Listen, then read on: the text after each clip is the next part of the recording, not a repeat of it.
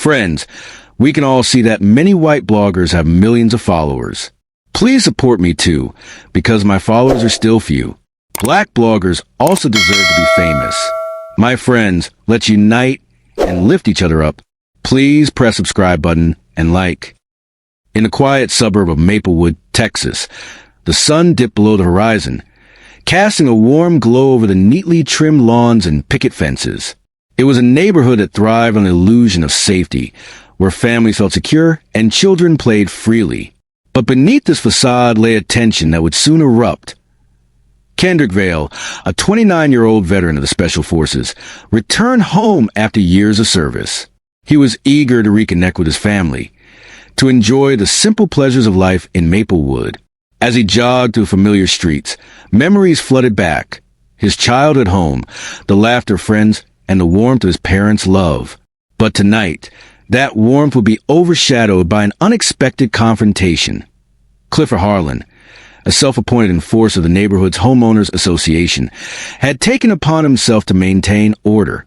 With a thick build and a booming voice, he patrolled the streets, leaving notes for those who dared to stray from his version of propriety. Recently, he had taken to carrying a gun, strapping it to his hip like a badge of authority he had never earned as Kendrick jogged past, lost in thought. Clifford's eyes narrowed. To him, Kendrick was an outsider, a threat to the peace he believed he was protecting. Without hesitation, Clifford stepped into Kendrick's path, hand hovering near his weapon. "What are you doing here?" Clifford barked, his voice cutting through the evening air. Kendrick slowed, surprised by the hostility. "I live here. I'm just out for a jog." Clifford shook his head, disbelief etched on his face. "This is a private neighborhood. Who are you really?" Kendrick's heart raced, but he kept his voice steady. "I'm Kendrick Vale. My parents live on Maple Street. You can ask them." But Clifford wasn't listening. "You don't belong here," he spat, his hand twitching toward his gun.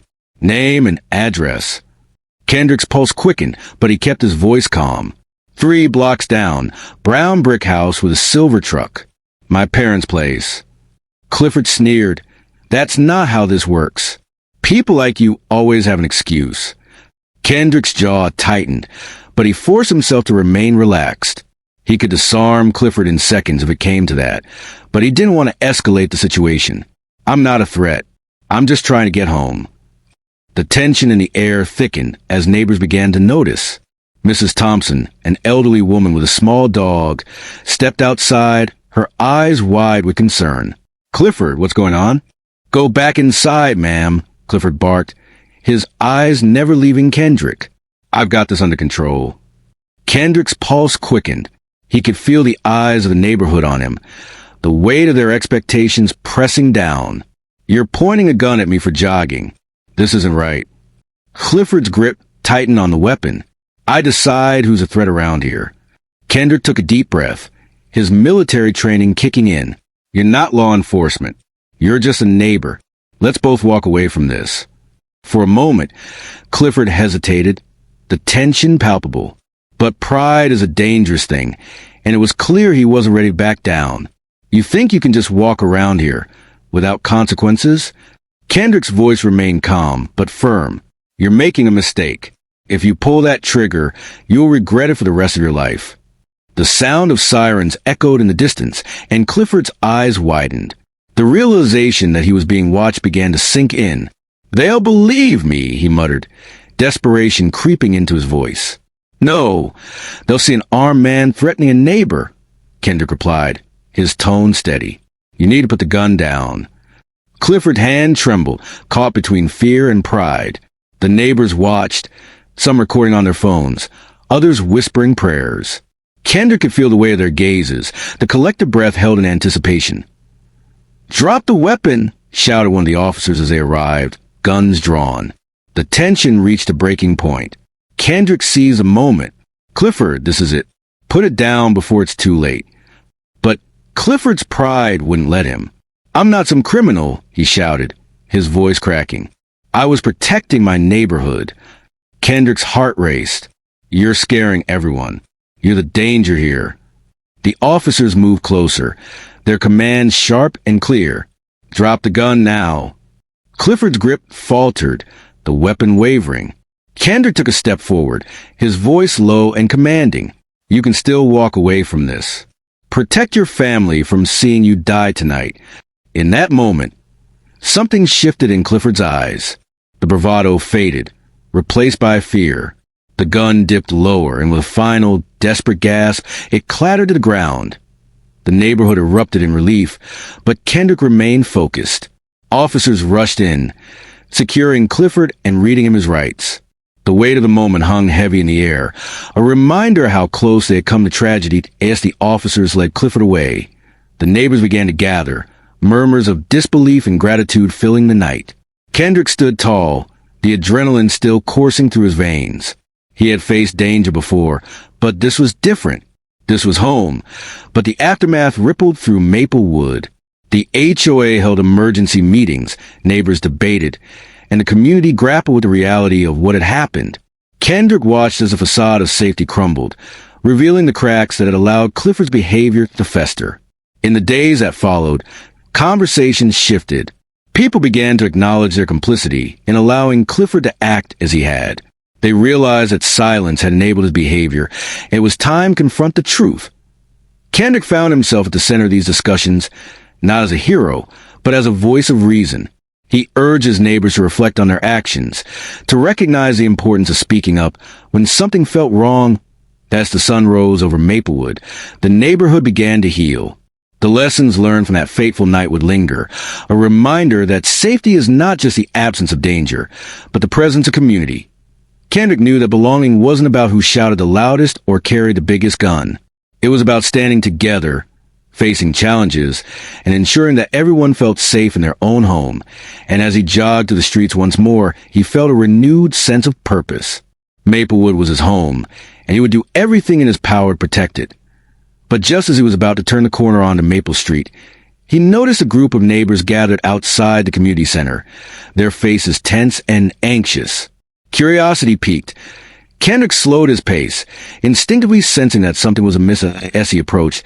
He overheard snippets of conversation. Words like emergency meeting Clifford's actions, and what do we do now? The air was thick with uncertainty, and Kendrick felt a knot tighten in his stomach. He stepped closer, his heart racing. The community was at a crossroads, and he could feel the weight of their collective anxiety. Would they come together to address the issues that had allowed Clifford to spiral out of control?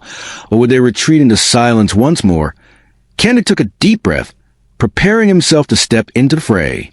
He knew that this was the moment that could define not just his neighborhood, but the very fabric of their community. As he approached the gathering, he caught sight of Clifford's wife, her eyes red from crying, standing at the edge of the crowd. She looked lost, a stark contrast to the man who had once wielded power over them all. "Listen," Kendrick called out, raising his voice to cut through the murmurs. "We need to talk about what happened. We can't let fear dictate our actions anymore." The crowd fell silent, all eyes turning to him. This was the moment he had been waiting for, the chance to confront the issues head-on. But just as he was about to continue, a voice rang out from the back of the crowd. "What do you know about it? You're just a soldier. You don't understand our neighborhood." Kendrick's heart sank. The division was already forming, and he could feel the tension rising again. "Maybe I don't know everything," he replied, his voice steady. "But I do know that we can't let one person's actions define us. We need to come together, to support each other, and to ensure that something like this never happens again." The crowd shifted, some nodding in agreement, while others remained skeptical. Kendrick could feel the weight of their uncertainty, the fear confronting the truth. But he also felt a flicker of hope. This was the moment to ignite change, to challenge the status quo. "Let's not forget," he continued, "that we all have a role to play in keeping our community safe. We can't turn a blind eye to the signs. We need to be vigilant, to speak up when something feels wrong." As he spoke, he could see the faces of his neighbors begin to soften, the walls they built around themselves starting to crack. But just as he was gaining momentum, a loud crash echoed from the community center, drawing everyone's attention. Kendrick turned, his heart racing as he saw a figure stumbling out of the building, a look of panic etched across their face. "Clifford's back!" someone shouted, and the crowd erupted into chaos. Kendrick's instincts kicked in. This was the moment he had been preparing for, the moment that could either unite them or tear them apart once more, and he stepped forward, ready to confront whatever was about to unfold, knowing that the fate of Maplewood hung in the balance. But just as he reached the front of the crowd, he felt a hand on his shoulder. It was Mrs. Thompson, her eyes wide with fear. "Kendrick, be careful," she warned, her voice trembling. He nodded, steeling himself for what was to come. The tension in the air was electric, and Kendrick knew that this was a moment that would define not just his neighborhood, but the very essence of their community. As he prepared to face whatever lay ahead, he couldn't shake the feeling that this was only the beginning of a much larger battle, a battle for understanding, for safety, and for the soul of Maplewood. And with that thought, he stepped into the fray, ready to confront the chaos that awaited him. Do you want to know the fate of the heroes? Please post part 2. Subscribe to the channel and continue watching. Your opinion and support are important to me. Leave it in the comments. Thank you.